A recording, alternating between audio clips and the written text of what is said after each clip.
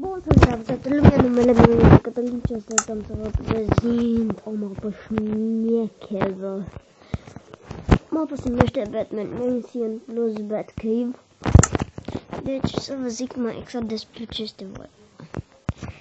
În această mapă este vorba despre casa lui Batman și peștera lui Batman.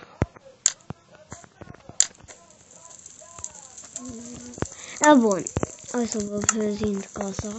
Deci, doar puțin din ea pentru că este gigantică. Am să vă arăt câteva părți din casă și după aia vă voi mai arăta și unde îi ascunde Talia. Deci, unde eram? Ce s-a cotat merge. Asta e problema. Deci, vă văd că am să-mi schimb telefonul. De fapt, nu vreau să-mi schimb ce telefonul. Am să mi-l îmbunătățesc.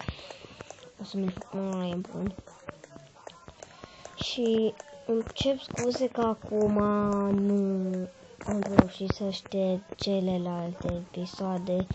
Să șterg canalul celălalt primul. Da, am tableta, acum tableta n-am mai găsit-o și exact găsit-o.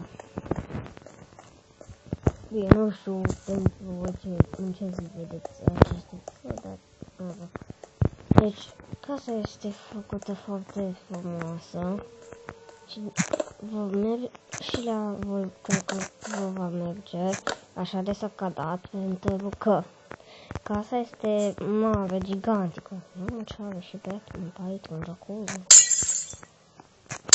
Deci, uitați. Aici avem o fântână. Deci, este o fântână normală. Deci, poate fi aha, este o fântână normală. Sau nu pe aici. Deci, uitați-vă atent pe unde merg eu. Atent. Și mi-a spus acolo într-un mesaj, mie mi-a spus că o lucra foarte mult creatorul pentru mapa asta. Deci uitați-vă mare atenție pe unde merg eu. Deci suntem în jungla asta și puteți zice, aha mă Cătălin, ce faci în jungla asta? Uitați, vedeți o cascadă și dacă să vă filmul Batman sau desenul Batman de cele mai multe ori te bag dintr-o cascadă. Și după cum vedeți, aici este o peșteră. Această peșteră este peștera lui Batman. Unde? Bine, aici avem o cufă.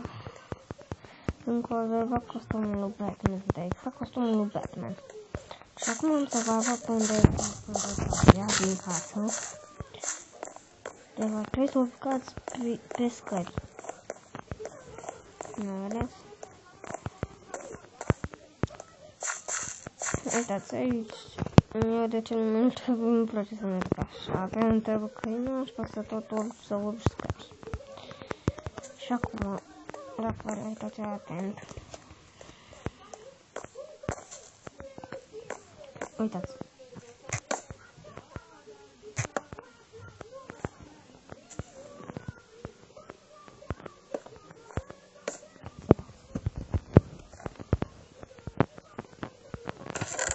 Ce chestii sunt astea? Cum îl pun eu vrăjitoare?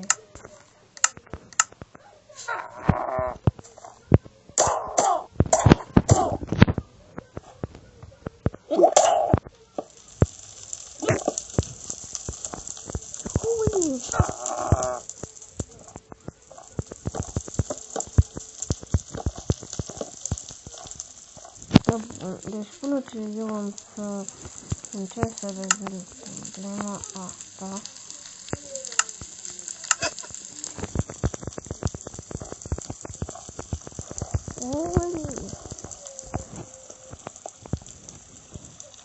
Bun, sper că v-a făcut episodul, nu uitați să lăsați like. Mapa se numește Batman Mansion plus Batcave. aveți nevoie de Maps for Minecraft ca să o instalați. Și acolo scrieți Batman Game sau Batman. Va da o casă mare. Da, și dați pe el și acolo va fi. Sper că v-a plăcut acest episod. Nu uitați să dați like, subscribe și comentare.